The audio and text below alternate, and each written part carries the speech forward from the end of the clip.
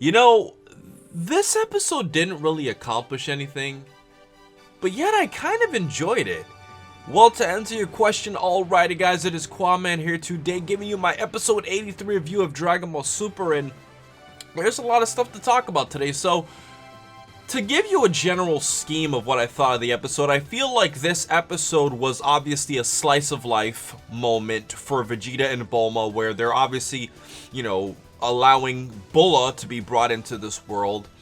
And to me, I feel like this episode did a very good job of using interesting and character interactions throughout the central part of this episode to kind of kill time while Bra was being born. So this whole arc is all about this tournament of power, and this episode is about Bra, and I feel like they just did a good job of splitting back and forth and making Bra be born at the perfect time of the episode so that you can kind of enjoy her being born in conjunction while also watching the characters have some unique dialogue, such as trying to find all of the other Universe 7 participants for the Tournament of Power. And one interesting thing that they kind of brought back in this episode was the concept of image training. We've seen this before, and it was cool to see how Goku and Gohan could simulate Krillin fighting against Basil. And a lot of us were thinking that Krillin was going through some type of training that we weren't seeing from Whis, or some people were speculating some stuff like that. But no, it was actually an image training sequence between Goku and Gohan to kind of use their figure of Krillin to see how he would perform in the upcoming Tournament of Power, and I thought that that was pretty cool. And Gohan felt that Krillin wouldn't have been suited to actually fight, but Goku actually had confidence in him, and he was talking about how Krillin has a lot of cool techniques.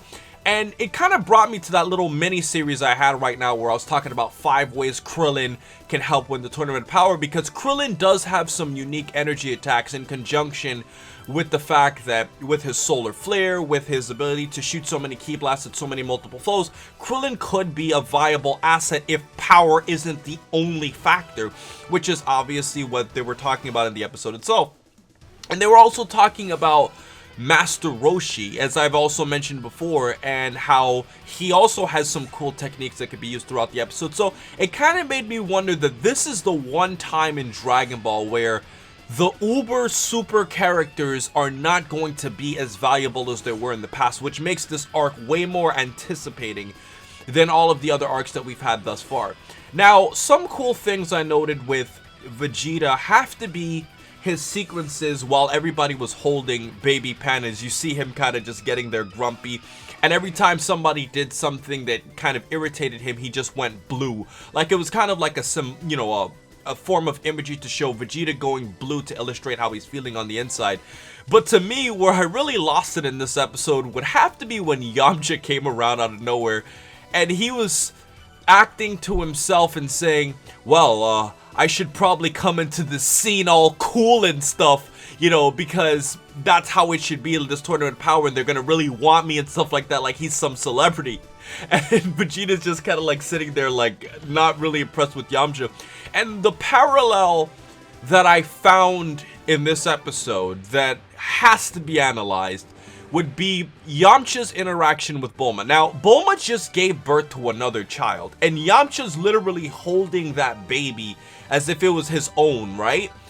And if you go back to Dragon Ball, considering that Yamcha and Bulma were once together, it's literally like this guy Vegeta has had 2 kids with the bitch you were fucking, or at least most likely fucking, and dating at one point. So it's like you're completely out of the blue. Like Vegeta has gotten so far with Bulma, you have no shot at coming back in this game, bro. Like you are so far gone from Bulma, it's not even funny. And I just thought that was crazy to see, like, this Yamcha character to Bulma is so far gone that even though the baseball game from episodes behind kind of show that Yamcha might have still been a little intrigued by Bulma, it's so far gone in the world between them two that it was kind of interesting.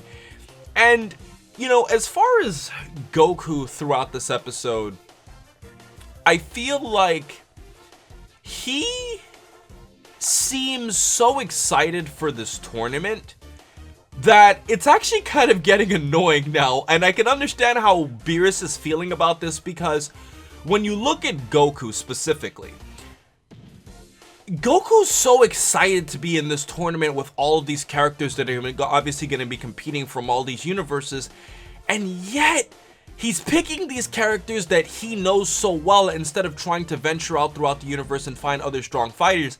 And to me, it just kind of made me wonder, shouldn't you try to maximize the effect of looking for stronger fighters? Because although you might not have as much team chemistry with them, and obviously it makes sense for you to fight with people that you're familiar with because that would make it best for the battle, you can't tell me that there are other fighters in Universe 7 that would be willing to fight for the universe that are way more powerful than most of these characters that are just not really shown at the point. Hold on one second, I'm getting a Skype call. Sorry about that, guys, a quick Skype call, but in essence, yeah, I just think that there are other fighters throughout the universe that could have been valuable in this actual tournament itself. And really, to put my icing on the cake, I do also like that the Pilaf gang, as we saw from the preview in the previous episode, are kind of excited to see Bulma give birth again, and it's kind of cool to see the Pilaf gang like on the side of the main characters now, because obviously they were like super minor villains, kind of like Team Rocket from Pokemon, where they don't have a significant impact on the plot. And honestly, it's just fun to see them kind of joining the club of just becoming good friends with Goku's team and all. So overall, guys, I like this episode. There were a lot of little things to talk about, like Goten and Trunks, you know, obviously wanting to talk about having a baby brother versus a baby sister, which I found interesting, and also seeing Trunks interact with Bulla Bra himself. There are some really cool little moments in this episode. I like how Chi-Chi made them food. There are nice little character interaction things to make you feel like these guys are really good friends and family, but there just wasn't anything major about this episode, obviously, besides Bra being born, to really make it something too memorable. But overall, I thought it was a good episode. I'll give it 4 stars. I think it was solid. I think it was fun. And I look forward to the next episode where we're going to see even more Slice of Life. And like I've said before with Hail Zeon, one of the things that Dragon Ball Super definitely does better than any other Dragon Ball series, Dragon Ball Z, Dragon Ball GT, is that it does really good character Slice of Life episodes. So as far as my predictions go for the episode 84 with the preview we saw, I think it's pretty straightforward. It seems like we're going to be seeing Krillin obviously interacting and trying to prove himself for this Tournament of Power. But as I've said before, since Goku's not going to really venture throughout the universe to find other guys who are going to participate in the tournament, and since they're on such a small amount of time, it kind of makes me wonder, even if Krillin wasn't the best choice, what choice do they really have to pick from, except for Goten and Trunks, who Goku obviously mentioned before, they're inexperienced for kind of a more cerebral, intelligent battle of this magnitude. So it seems like it's going to be really interesting to see Krillin kind of proving himself, especially because of the fact that Goku was shown going Super Saiyan Blue in the preview. So obviously Krillin has to prove himself in some way. And obviously they're setting up all of this Krillin stuff as we saw those episodes earlier on with Goku and Krillin going back to train with each other. So with everything else said, guys, this is my review and my preview analysis for Dragon Ball Super episodes 83 and 84. Let me know what you think in the comment section below. And please remember to rate, comment, and subscribe. And remember, as I always say, to have a great day, guys.